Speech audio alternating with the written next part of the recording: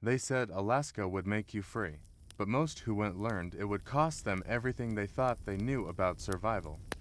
Before the oil pipelines, before the tourist lodges, before Alaska became another state with highways and cell towers, there was the raw deal of learning to stay alive when civilization was just a memory and winter lasted 8 months. Tonight, we return to Fairbanks, 1974, when a 22-year-old farm boy stepped off a Greyhound bus with 2 duffel bags and discovered that romantic dreams of frontier adventure don't keep you warm when it's 60 below zero. Morning breaks over the Chaina River. Steam rises from coffee cups in the construction camp. Diesel engines cough to life in the cold. Across the workyards, newcomers make their first mistake swearing cotton instead of wool. Underestimating distances. Trusting weather forecasts like they mean something in a land where conditions can turn deadly in the time it takes to walk to your truck.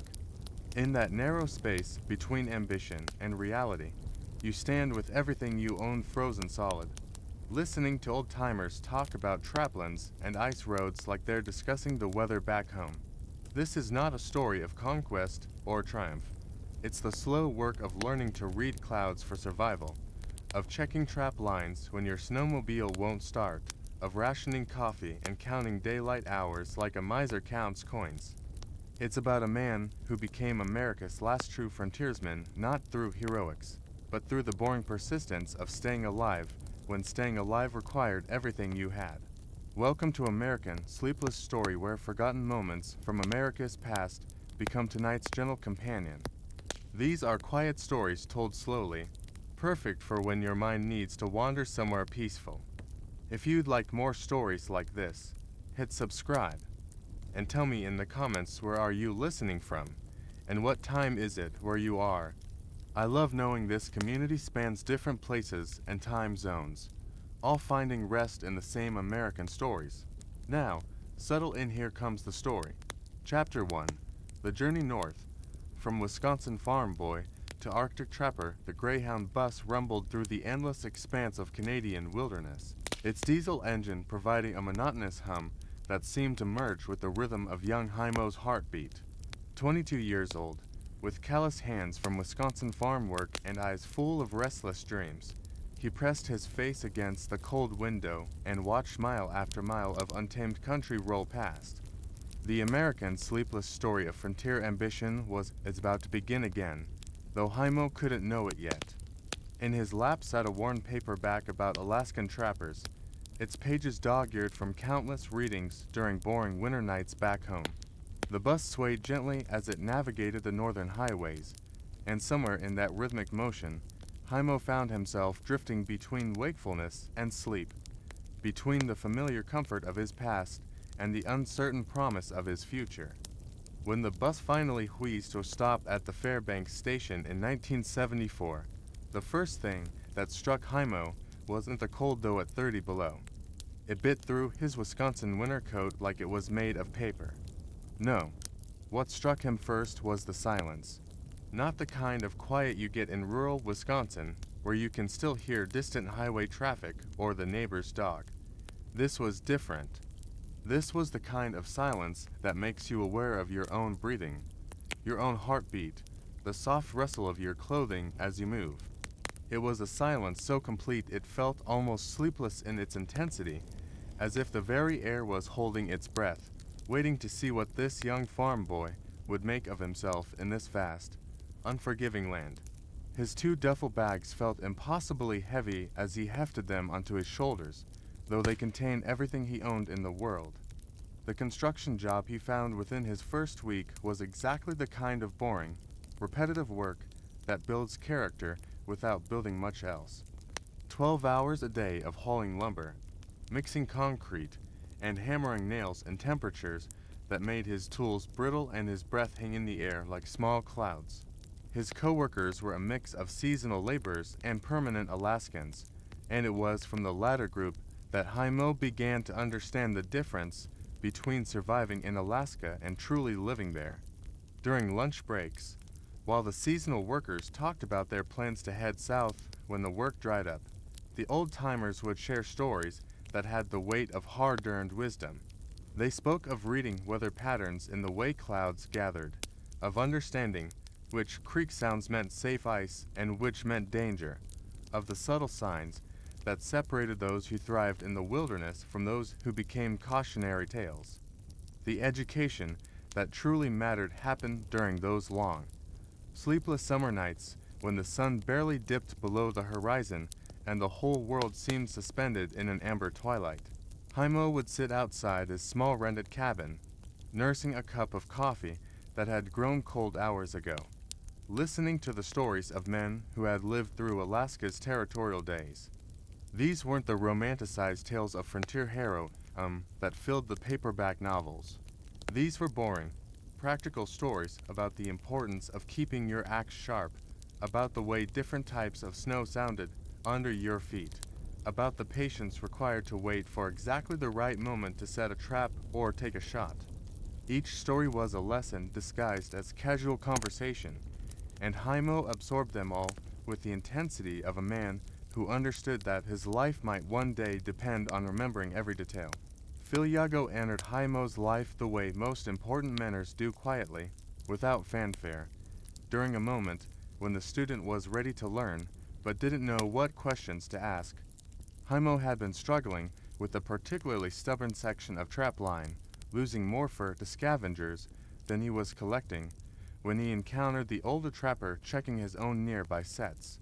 Yago watched Heimo work for a while, saying nothing, before finally offering a few quiet suggestions that transformed Heimo's entire approach. It wasn't just the technical advice, though, that was valuable. It was the way Yago moved through the wilderness with an economy of motion that spoke of decades of experience. Every step seemed deliberate, every gesture efficient, as if he had learned to waste nothing, not even the energy required to walk from one trap to the next in the deep snow that made every journey an exhausting ordeal. Under Yago's patient tutelage, Heimo began to understand that trapping wasn't really about the traps themselves. It was about reading the land, understanding animal behavior, and developing the kind of intimate knowledge of a specific territory that could only come from years of careful observation.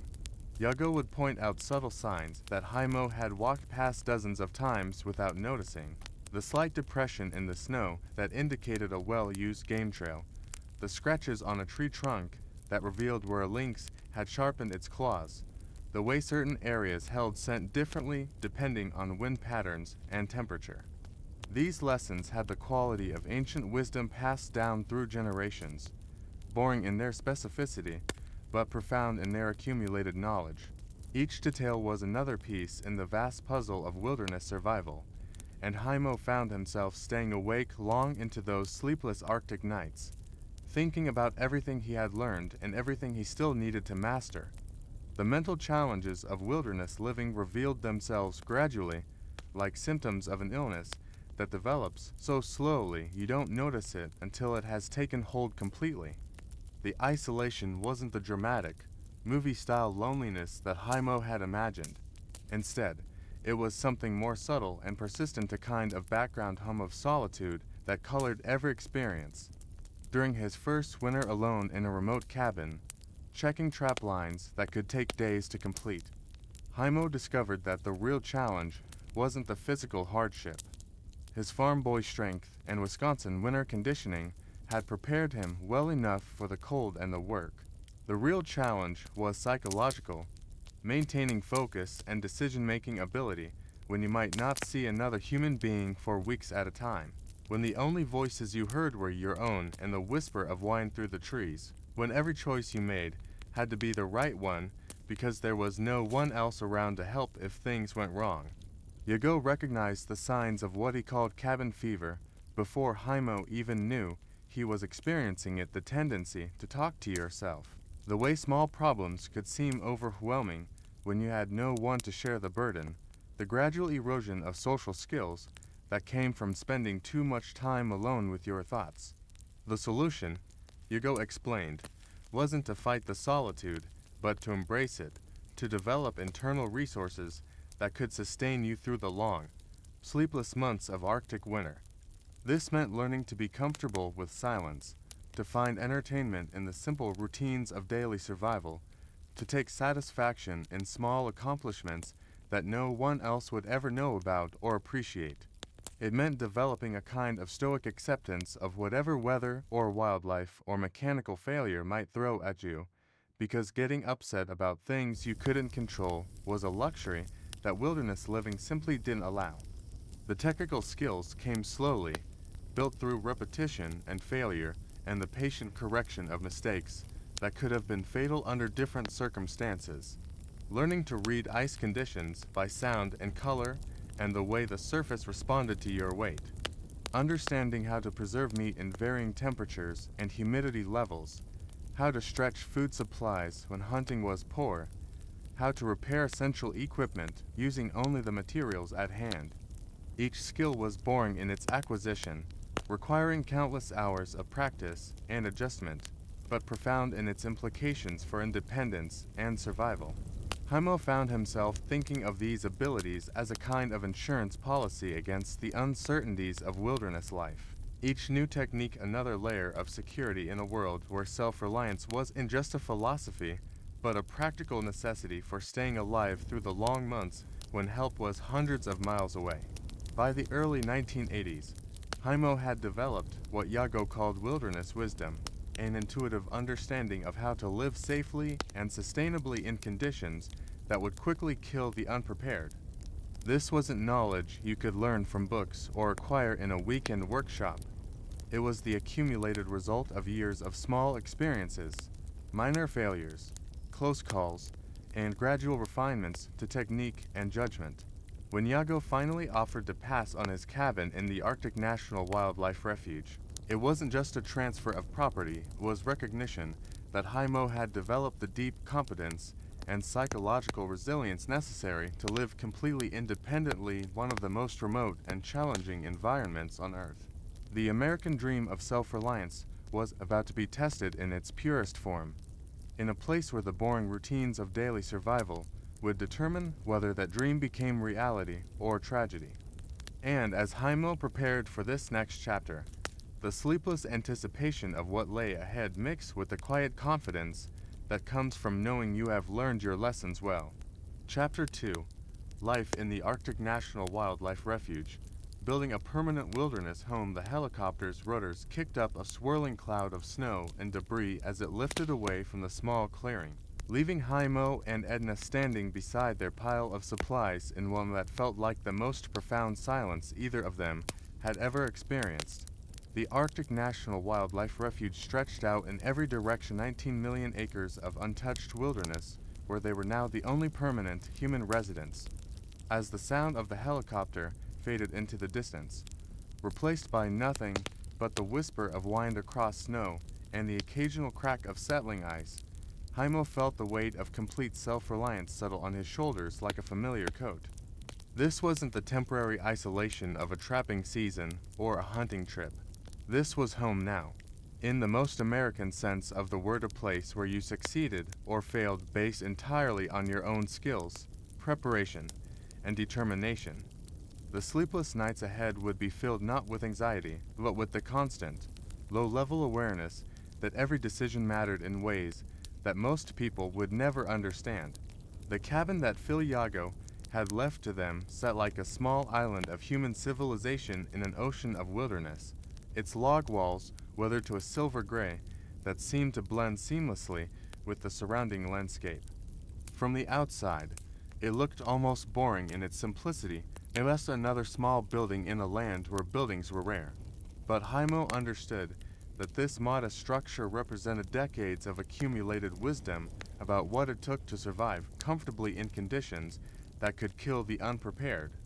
Every joint was carefully sealed against Arctic winds, every window positioned to maximize precious winter sunlight, every beam sized to handle snow loads that could collapse a poorly built roof. Inside, the cabin revealed its true character: shelves lined with carefully organized supplies, tools hung in precise arrangements that spoke of efficiency born from necessity, and a wood stove positioned to heat the entire space with minimal fuel consumption. This was architecture designed not for show, but for survival, where form followed function with the relentless logic of life and death. The daily routines that governed their life in the refuge followed rhythms that had remained unchanged since the first humans learned to survive in the Arctic. Summer was a frantic season of preparation, when the brief months of warmth and extended daylight had to be used to gather everything needed for the 8-month winter that would follow. Heimo would wake at 4 in the morning, not because an alarm clock told him to, but because his body had learned to respond to the subtle changes in light that marked the passing hours in a land where the sun barely set during the peak summer months. The morning air would be filled with the sounds of awakening wildlife birds calling from the scattered spruce trees, the distant splash of fish jumping in the nearby river, the occasional rustle that might indicate caribou moving through the willows. These sounds became the boring, beautiful soundtrack of their sleepless summer days, when work began before most people in the outside world had even thought about getting up. The food procurement activities that filled their summer months required a level of planning and execution that would have seemed obsessive to outsiders, but was simply practical necessity for Arctic residents. When the caribou migration brought thousands of animals through their territory, Heimo and Edna had to be ready to process large quantities of meat quickly and efficiently before the brief Arctic summer could spoil their efforts. The work was methodical and repetitive, field dressing animals, cutting meat into strips for drying, tending smoking fires that had to be maintained at exactly the right temperature for proper preservation. Each task had to be performed with a kind of boring precision that comes from understanding that mistakes could mean hunger during the long winter months when hunting opportunities would be limited by weather and the scarcity of game. The meat preservation process filled their days with the rhythmic work of survival, punctuated by the constant background awareness that this was not just food preparation, but life insurance against the uncertainties of Arctic winter. The trap line construction that began each fall represented Heimo's mastery of techniques that few modern Americans would ever need to learn. His line stretched for hundreds of miles through terrain that remained largely unchanged since the last ice age, following ancient game trails that had been used by both animals and indigenous hunters for thousands of years. Building an effective trap line required understanding animal behavior at a level that bordered on intuitive knowing where different species would travel based on weather conditions, food availability, and seasonal patterns that might vary from year to year. Each trap location had to be carefully chosen and precisely positioned, with backup plans for changing conditions and alternative routes for when weather made certain areas impassable. The work was solitary and methodical, requiring the kind of patience that comes from understanding that success in the wilderness is measured not in days or weeks, but in seasons and years. The winter months tested every aspect of their preparation and skill, transforming their daily routine into a careful balance between essential tasks and energy conservation. When temperatures dropped to 60 below zero and stayed there for weeks at a time, even simple activities like checking nearby traps or gathering firewood became major undertakings that required careful planning and execution. The trap line maintenance that provided their primary income during these months meant traveling hundreds of miles by snowmobile through conditions that could change from manageable to deadly within hours. Each trip required emergency supplies, backup equipment, and the kind of boring attention to detail that could mean the difference between a successful run and a survival situation. The solitude during these trips was complete and profound hours of travel through landscapes so vast and empty that you might not see another living thing larger than a snowshoe hare, accompanied only by the sound of your snowmobile engine and the whisper of runners on snow. The technological adaptations they made to their refuge lifestyle demonstrated Heimo's practical approach to balancing independence with the realities of modern life. Solar panels provided electricity during the summer months when the sun barely set, while a small wind generator supplemented their power during the darker winter season. These weren't concessions to modern convenience, but practical tools that enhanced their ability to live sustainably in the wilderness. Radio communications allowed them to maintain contact with the outside world and provided access to weather information that could be crucial for travel planning. Each piece of technology was carefully chosen for reliability and maintainability in conditions where equipment failure could be life-threatening and repair services were hundreds of miles away. The boring maintenance routines required to keep these systems functioning became part of their seasonal rhythm, as predictable and necessary as checking trap lines or splitting firewood. The psychological challenges of permanent wilderness living revealed themselves gradually, like the slow progression of seasons in a land where change came in subtle increments rather than dramatic shifts. The isolation wasn't the romantic solitude portrayed in movies, but something more complex and demanding a constant awareness that you were responsible for your own survival and well-being with no safety net beyond your own skills and preparation. During the long winter nights, when darkness lasted for most of each 24-hour period, maintaining mental health required deliberate effort and established routines. Reading by lamplight, working on equipment maintenance projects, planning improvements for the following summer. These activities provided structure and purpose during months when the outside world seemed to consist of nothing but cold, wind, and the endless cycle of storm systems moving across the Arctic landscape. The sleepless quality of these winter nights came not from anxiety, but from the heightened awareness that comes from living on the edge of one of Earth's most challenging environments. The relationship with their environment that developed over years of Arctic living transcended the typical human-nature interaction experienced by most modern Americans. Heimo and Edna learned to read weather patterns with the accuracy of meteorologists, to predict animal behavior based on subtle environmental cues, to understand the complex relationships between temperature, wind, snow conditions, and everything from travel safety to hunting success.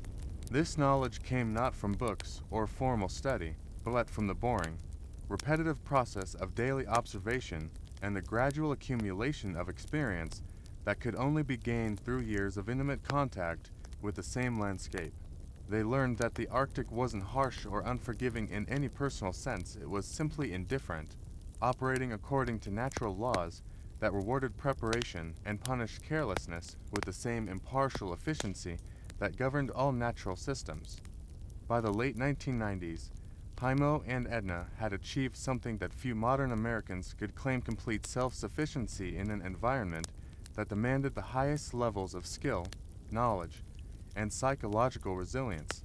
Their success wasn't measured in terms of wealth accumulation or career advancement, but in their ability to live sustainably and safely in conditions that would quickly defeat the unprepared. The American dream of independence had been realized in its purest form, stripped of all non-essential elements and reduced to the fundamental challenge of providing for their own needs through their own efforts.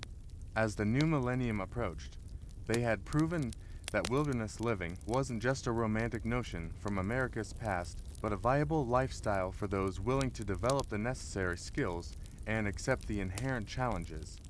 The boring routines of daily survival had become the foundation for a kind of freedom that most people could only imagine, and the sleepless beauty of Arctic nights had become the backdrop for a life lived entirely on their own terms. Chapter 3: Tragedy and Resilience. Surviving loss in the wilderness, the radio's static crackled through the cabin's silence like breaking ice, interrupting what had been another peaceful evening in their Arctic refuge. Heimo set down his cup of coffee and adjusted the frequency, expecting perhaps a weather update or routine communication from Fairbanks. Instead, the voice that emerged from the speaker carried news that would shatter their carefully constructed world in ways that no blizzard or equipment failure ever could. Colleen, their 18-year-old daughter, had been killed in a car accident in Fairbanks. The words seemed to hang in the air like vapor in the cold cabin, refusing to settle into comprehension. In that moment, the wilderness that had been their sanctuary for 15 years suddenly became something else entirely: a vast, empty prison that separated them from family, from grief shared, from the simple human comfort of being surrounded by others who understood loss. The sleepless nights that followed would be filled not with the familiar sounds of wind and wildlife, but with the deafening silence of absence. The helicopter couldn't come immediately due to weather conditions, leaving Heimo and Edna trapped with their grief in the same isolation that had once represented freedom and independence. For 3 days, they waited while storm systems moved across the refuge, making flight impossible and communication sporadic. During those 72 hours, the cabin that had always felt spacious and comfortable began to feel confining in ways they had never experienced. Every familiar object, Colleen's childhood drawings still tucked behind the wood stove, the extra sleeping bag she used during her summer visits, the books she had left behind after her last stay became a painful reminder of conversations that would never happen and plans that would never be fulfilled. The boring routines of daily survival continued because they had to, but they felt hollow and mechanical, like going through the motions of a life that no longer made complete sense. The journey to Fairbanks for Colleen's funeral marked the first time in years that Heimo had felt truly disconnected from the wilderness that had become his identity. Sitting in the small plane as it flew over the endless expanse of the refuge, he found himself seeing the landscape differently, not as home, but as the place that had kept him away from his daughter during her final years. The lights of Fairbanks, which had always seemed harsh and artificial after months in the wilderness, now represented the world where Colleen had lived her adult life, the world where she had made friends and plans and decisions that he had only heard about through letters and brief radio conversations. The American story of wilderness independence suddenly felt incomplete, missing the essential element of family connection that gives meaning to personal freedom. The funeral itself passed in a blur of condolences from people he barely remembered, conversations about a version of Colleen's life that he had only experienced from a distance. Returning to the refuge after the funeral presented challenges that no amount of wilderness experience had prepared them for. The cabin felt different now, charged with memories and marked by absence in ways that made even the most routine activities feel strange and difficult. The approaching winter, which had always been a season of comfortable routine and productive solitude, now loomed as months of isolation during which grief would be their primary companion. Heimo found himself struggling with questions that had never occurred to him during his years of wilderness living. Was the independence they had achieved worth the cost of missing so much of their daughter's life? Could the self-reliance that had sustained them through every other challenge provide any comfort in the face of loss that no amount of preparation could have prevented? The sleepless quality of Arctic nights took on a different character, filled not with the peaceful awareness of safety earned through competence, but with the restless anxiety of wondering whether their chosen lifestyle had somehow contributed to a tragedy they could never undo. The healing process that began during their first winter after Colleen's death demonstrated both the limitations and the unexpected strengths of wilderness living during times of personal crisis. The daily demands of survival, maintaining trap lines, processing game, keeping equipment functional in extreme cold provided structure during a period when grief might otherwise have been overwhelming. There was something almost therapeutic about the boring repetitiveness of essential tasks, the way splitting firewood or checking traps required enough attention to temporarily quiet the constant internal dialogue of loss and regret. The physical demands of Arctic living served as a kind of meditation, forcing focus on immediate concerns and providing brief respites from the emotional exhaustion that seemed to follow them through every day. In the wilderness, grief had to be managed around the practical requirements of staying alive, which imposed a discipline that might have been harder to maintain in a more conventional setting. The memorial they created for Colleen reflected their growing understanding of how to find meaning and healing within the natural world that had shaped their lives for so many years. Rather than a traditional cemetery marker, they chose a spot overlooking the river where she had loved to fish during her summer visits, marking it with a simple cairn built from stones gathered during their walks together. The memorial became a place of quiet reflection during the long winter months, somewhere to sit and remember not just Colleen's death, but her life, her laughter, her enthusiasm for the wilderness adventures that had been some of their most precious shared experiences. The American tradition of finding solace in wild places took on new significance as they learned to incorporate grief into their understanding of what it meant to live independently in a landscape that operated according to natural laws that included both birth and death as essential elements of the larger cycle. The communication improvements they implemented during this period reflected a fundamental shift in their relationship with the outside world. The satellite phone that had once been used primarily for weather information and emergency communication became a lifeline to family members who were also struggling with Colleen's loss.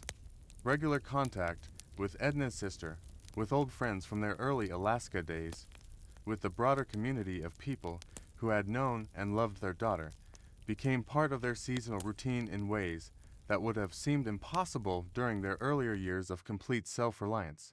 These conversations, often conducted during the long winter evenings when outside work was impossible, provided a kind of companionship that didn't diminish their independence but enriched it, adding a dimension of human connection that enhanced rather than threatened their wilderness lifestyle. The documentary filmmakers who began visiting them during this period offered an unexpected opportunity to process grief while preserving Colleen's memory for others who might benefit from understanding what wilderness living could offer. Sharing stories about their daughter's experiences in the refuge, her love for the land and wildlife, her plans to someday bring her own children to experience the freedom and beauty of Arctic living, became a way of keeping her presence alive in the place where she had been happiest. The filming process was often emotionally difficult, requiring them to articulate feelings and experiences that had previously been private, but it also provided a sense of purpose beyond their own survival and recovery. The boring technical requirements of documentary production, multiple takes, equipment setup, waiting for proper lighting conditions gave structure to conversations about loss that might otherwise have been too painful to sustain.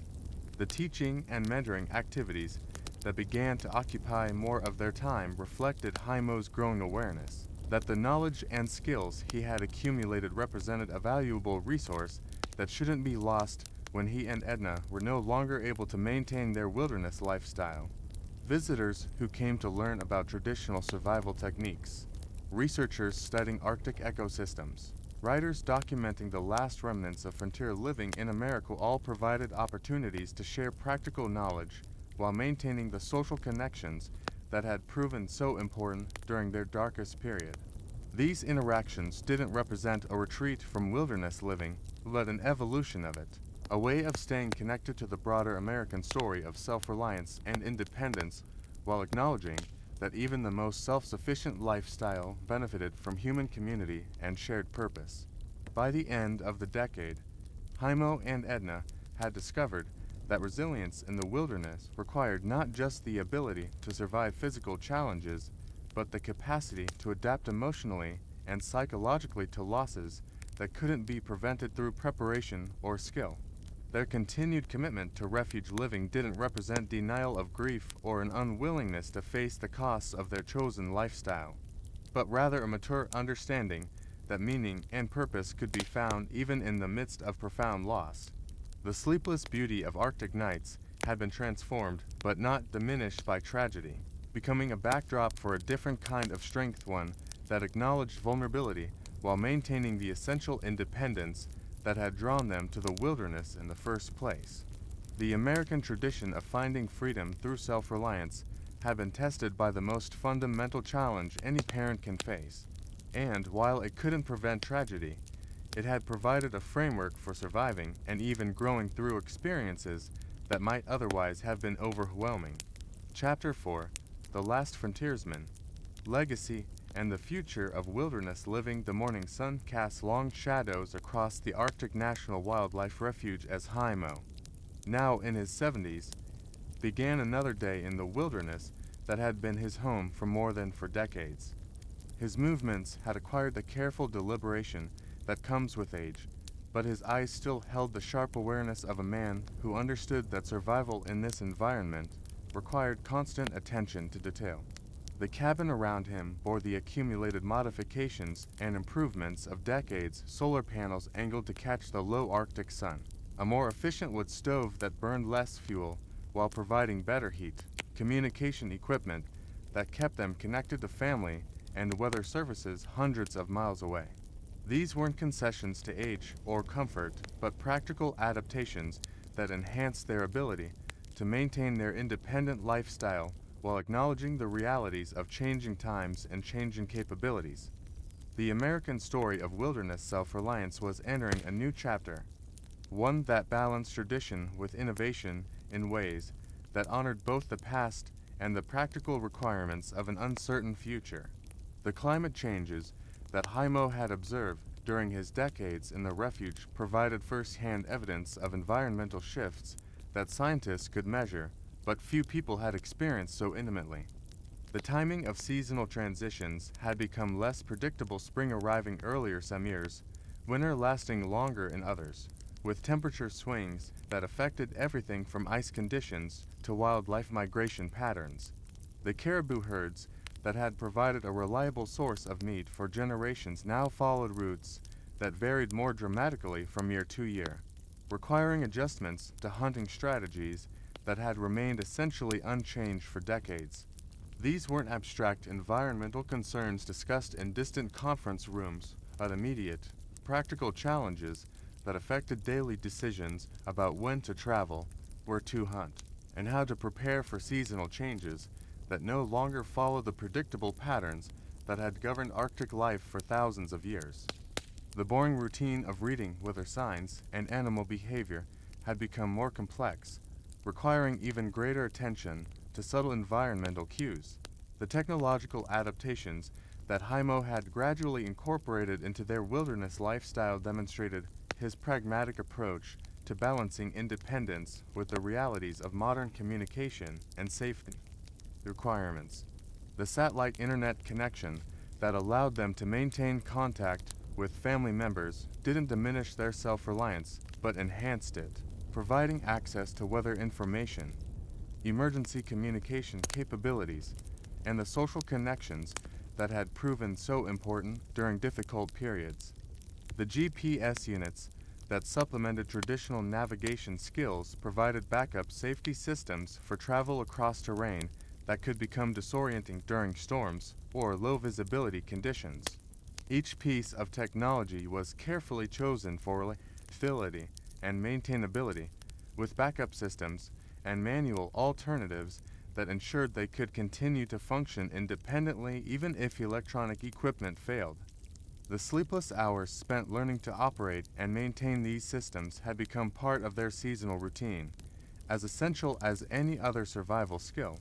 The stream of visitors who began making their way to the refuge during these years: documentary filmmakers, researchers, writers, and students of wilderness living represented both an opportunity and a challenge for someone who had chosen isolation as a fundamental aspect of his lifestyle.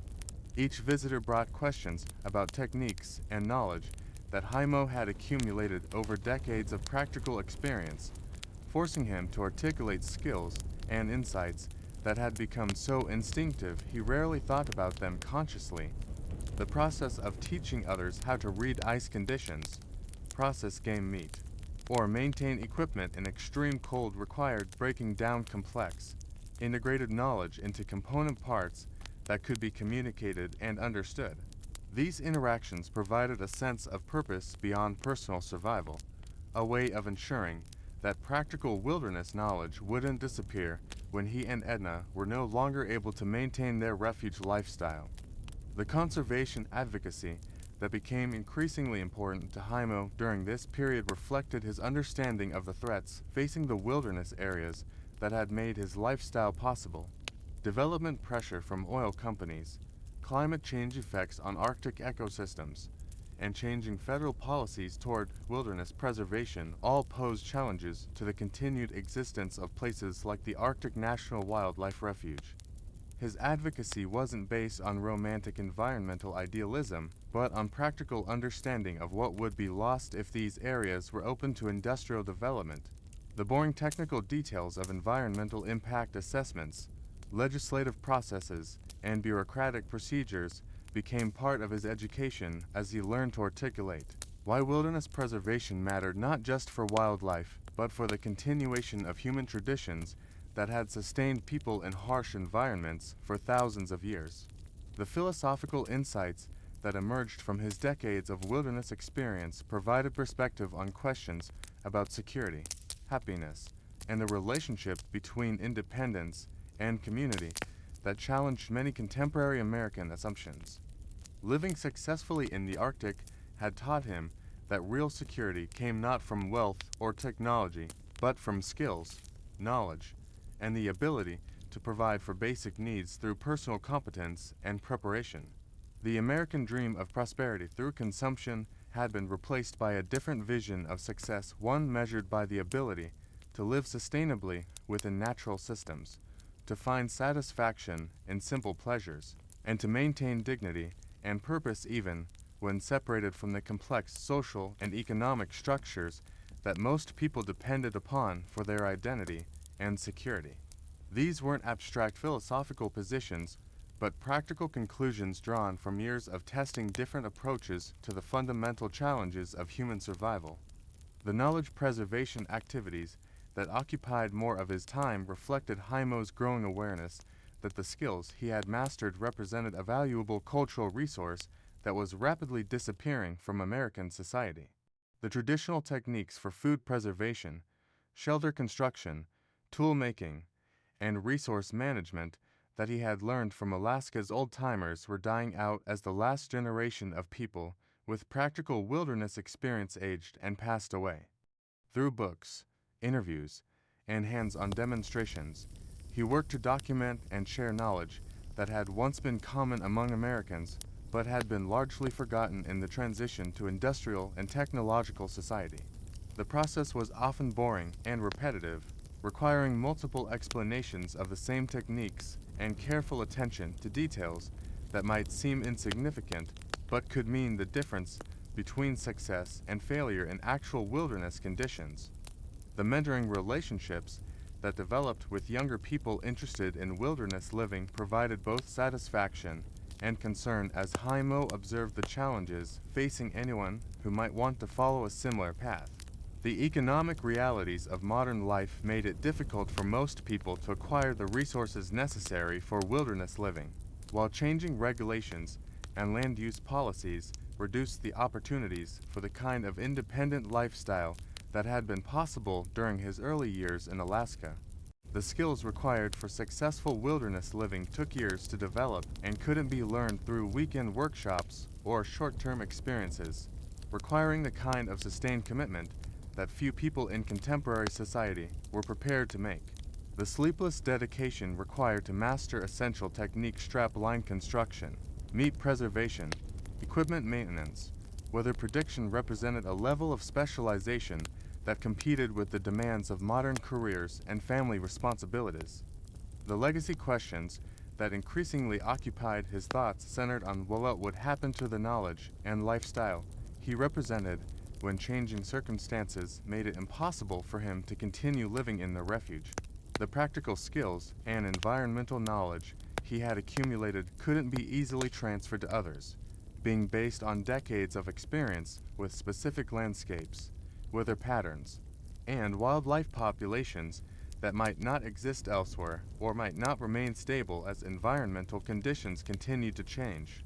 The deeper lessons about self-reliance, psychological resilience, and sustainable living might have broader application, but they required the kind of personal testing and gradual development that couldn't be rushed or simplified into easily digestible formats.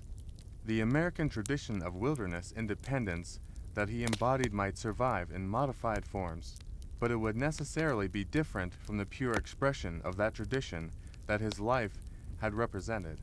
The future of wilderness living, as Heimo had come to understand it, would likely involve less extreme forms of independence that incorporated modern technology while preserving essential elements of self-reliance and connection to natural systems. The absolute isolation that had characterized his early years in the refuge was no longer necessary or perhaps even desirable.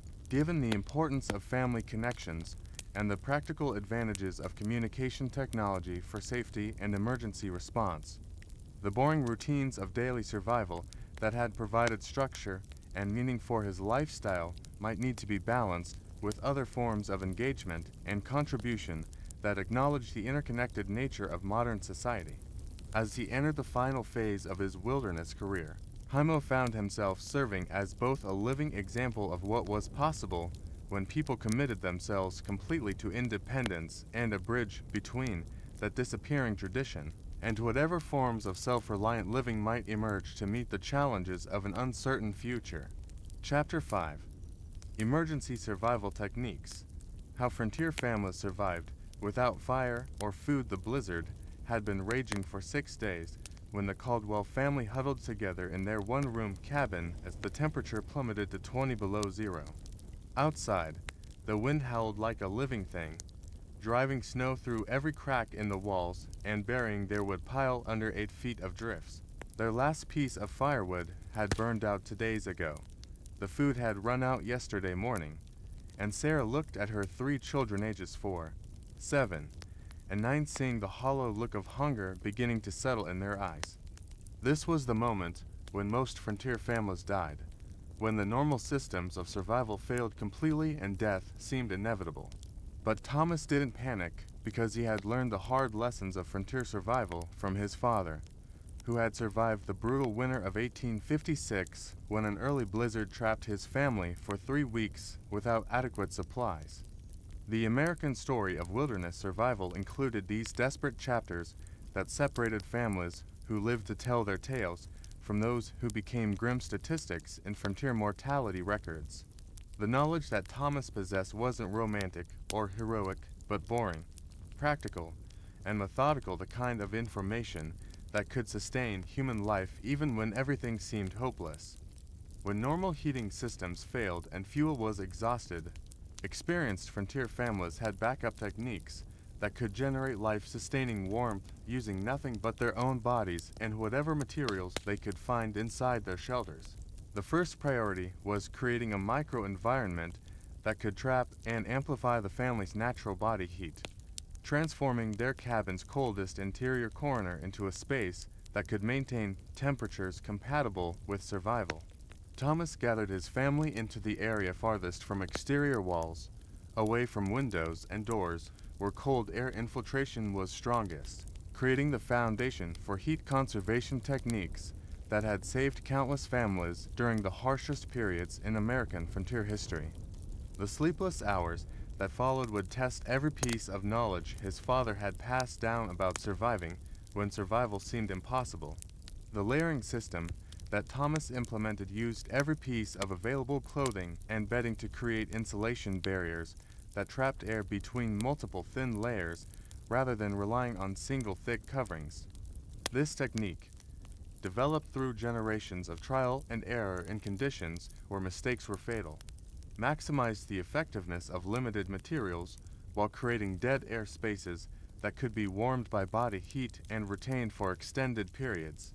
The family members took turns sharing outer layers, rotating clothing so that each person had access to the warmest garments during the periods when they were most vulnerable to heat loss. The shared body heat methods took advantage of the fact that multiple people could generate more warmth together than individually, with family members sleeping in close physical contact and creating enclosed breathing spaces that captured and reused the heat from exhaled breath. These weren't comfortable arrangements, but comfort was a luxury that extreme survival situations simply didn't allow, and the boring repetition of heat-sharing techniques provided both physical warmth and psychological comfort during the longest, most difficult nights. The emergency food procurement that began on the 3rd day without supplies required Thomas to identify and safely prepare nutritional sources that most people would never consider edible. The inner bark of certain trees, particularly birch, aspen, and pine, could be harvested and processed into material that provided essential carbohydrates and some nutrients, though the process required knowledge of which species were safe and techniques for preparation that made the material digestible. Root vegetables that remained viable under snow and frozen ground could be located by identifying above-ground signs and extracted using tools improvised from household items, providing carbohydrates that could sustain life even when other food sources were completely unavailable. The seed and nut caches created by squirrels and other animals could be located and harvested during emergencies, requiring understanding of animal behavior and the subtle environmental signs that indicated hidden food stores. Even leather goods and rawhide could be processed into edible form, providing essential proteins and fats when prepared using techniques that removed tanning chemicals and made the material safe for consumption. The shelter modifications that Thomas undertook during the fourth day focused on reducing heat loss and creating warmer microclimates within their cabin using only materials available in a typical frontier home. Every source of cold air infiltration had to be identified and sealed using clothing, bedding, paper, and other materials that could block gaps and cracks where outside air entered their living space. The living area was reduced to the smallest possible volume that could accommodate the family, using furniture and hanging blankets to create enclosed spaces that concentrated their body heat in areas small enough to be warmed effectively by human heat generation alone. Floor insulation was created using rugs, clothing, and straw to provide barriers between their bodies and cold surfaces that could rapidly drain away precious body heat, while sealing barriers prevented warm air from escaping to unused upper areas of the cabin. These modifications weren't permanent improvements, but desperate measures that could mean the difference between survival and death during the critical period when external heat sources were unavailable. The psychological survival techniques that sustained the family through the most difficult period were as important as any physical survival method, addressing the mental challenges that could defeat families even when they had mastered the technical aspects of emergency survival. Thomas established clear leadership and decision-making authority that prevented panic and confusion during crisis situations, maintaining family discipline and providing direction when circumstances were chaotic and frightening. Regular routines were preserved as much as possible, with continued educational activities for the children and normal social interactions that provided psychological stability during a period when the outside world seemed to consist of nothing but cold, wind, and the constant threat of death.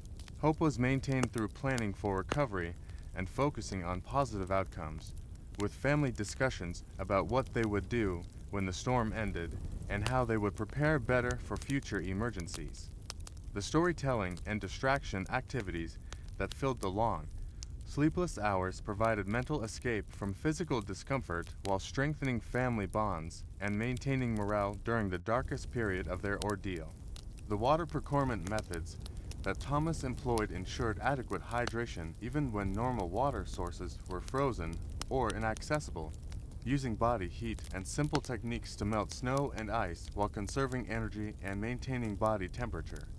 Snow and ice were melted in small quantities using shared body heat, with family members taking turns warming containers against their skin to produce drinking water without requiring external fuel sources.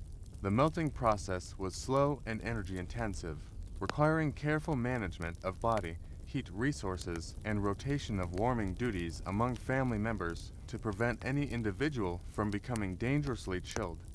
Water consumption was carefully rationed to maintain hydration while minimizing the body heat required from melting, with priority given to the youngest family members who were most vulnerable to dehydration. The boring repetition of this process warming containers, melting small amounts of snow, sharing the resulting water provided structure and purpose during hours when there was little else to do except wait for conditions to improve. The duration management strategies that governed their survival efforts recognized that these extreme techniques couldn't be maintained indefinitely and required careful pacing to preserve energy and resources over extended periods. Physical activities were planned and coordinated to maximize heat generation while minimizing energy expenditure, with family members taking turns performing exercises that increased circulation and body heat without causing excessive sweating that could lead to dangerous heat loss. Rest periods were scheduled to allow recovery from the physical and mental stress of emergency survival, while maintaining the alertness necessary for continued safety and decision-making. Food and water consumption was rationed not just based on available supplies, but on the energy required to obtain and process emergency nutrition sources, balancing immediate needs against the long-term requirements for maintaining strength and health throughout the crisis period. The sleepless vigilance required to monitor family members for signs of hypothermia, frostbite, or other dangerous conditions was shared among the adults, ensuring that critical health problems would be identified and addressed before they became life-threatening. The recovery phase that began when the storm finally ended on the 10th day required careful management of the transition back to normal living conditions while addressing the physical and psychological effects of their survival ordeal. Gradual rewarming was essential to prevent shock and injury to body systems that had adapted to extreme cold conditions, with heat sources restored incrementally rather than all at once. Food consumption had to be increased slowly to avoid digestive problems that could be dangerous after days of minimal nutrition, with easily digestible foods given priority during the initial recovery period. The psychological adjustment to normal conditions included processing the experience, discussing what had been learned, and planning improvements to prevent similar crises in the future. The American tradition of learning from hardship was demonstrated through their systematic analysis of what had worked, what had failed, and what could be done better in preparation for future emergencies that might test their survival skills in different ways. The knowledge preservation that followed their survival experience ensured that the techniques they had used would be available to help other families facing similar crises in the future. Thomas documented the specific methods that had sustained them through 10 days without external heat or adequate food, creating a record of practical survival knowledge that could be shared with neighbors and passed down to future generations. The boring technical details of heat conservation, emergency food procurement, and psychological survival were recorded not as dramatic adventure stories, but as practical information that could save lives when normal systems of survival failed completely. The lessons learned from their ordeal became part of the accumulated wisdom of frontier communities, contributing to the body of knowledge that helped American families survive and thrive in environments where self-reliance wasn't just an ideal, but a daily necessity for staying alive. The sleepless nights they had endured became the foundation for better preparation and greater confidence in their ability to face whatever challenges the wilderness might present in the years ahead. The morning light filters through the cabin windows one more time, casting familiar shadows across weathered log walls that have witnessed 40 years of Arctic seasons. Somewhere in the distance, a raven calls the same sound that greeted Heimo on his first morning in Alaska, when he was young and everything seemed possible if you were just willing to work hard enough for it. Now, as he sits with his coffee grown cold again, he understands that the real adventure was in the dramatic moments of survival or the close calls with weather and wildlife. It was the slow accumulation of ordinary days, each one requiring the same careful attention to detail, the same boring vigilance that kept him alive and free in a place where both life and freedom had to be earned fresh every morning. The America that Heimo chose to live in, the one where your security came from your own skills rather than institutions, where your entertainment was the sound of wind through spruce trees, where your schedule was determined by caribou migrations and ice conditions, still exists in the margins of our modern world. Not in the same pure form, perhaps, but in the principles that guided his choices, the understanding that real independence requires accepting real responsibility, that comfort and convenience often come at the cost of self-reliance, that there's a kind of peace to be found in accepting the natural rhythms that govern all life on Earth. His story reminds us that the frontier spirit that built America wasn't just about conquering wilderness, but about learning to live within it, finding security through competence rather than consumption. Tonight, as you drift towards sleep in your climate-controlled comfort, consider the profound quiet of a place where the nearest electric light is 200 miles away, where the most important decision of the day might be whether to check the trap lines or wait for better weather. There's something deeply restful about imagining a life stripped down to its essentials, where every tool has a purpose and every day has the weight of authentic consequence. Heimo's sleepless nights weren't filled with the anxiety of modern life, but with the heightened awareness that comes from living completely present in each moment, because each moment mattered in ways that our distracted age has largely forgotten. The boring routines that sustained him splitting firewood, maintaining equipment, reading weather patterns, preserving food represent a different relationship with time itself. Not time as something to be saved or wasted or optimized, but time as the medium through which life unfolds at its own natural pace. In our world of instant everything, there's something almost revolutionary about the idea that some things simply cannot be rushed, that mastery comes only through years of patient practice, that the most important skills are often the most mundane ones. His story offers not escapism, but perspective, a reminder that security and satisfaction don't require the complexity we've built into modern life. Sweet dreams to those of you who find comfort in these American stories of self-reliance and simple living. There's wisdom in the wilderness that extends far beyond survival techniques. Lessons about patience and persistence and finding meaning in work that connects directly to your ability to provide for yourself and those you love. Whether you're listening from a city apartment or a country farmhouse, whether it's late night or early morning where you are, you're part of a community that values the quiet strength of people who chose difficult paths because they led to authentic freedom. If these stories help you find rest in our restless age, consider subscribing and joining us for more gentle explorations of America's forgotten wisdom. Ring the bell for notifications if you'd like to be reminded when new stories arrive. We'll be here with more tales of ordinary people who discovered extraordinary things about themselves when life stripped away everything non-essential. And if you're still awake after all this, tell us in the comments what draws you to these slower stories, what decade or American experience you'd like us to explore next. This community spans time zones and places, but we're all looking for the same thing: a little peace, a little perspective, and maybe some dreams worth having.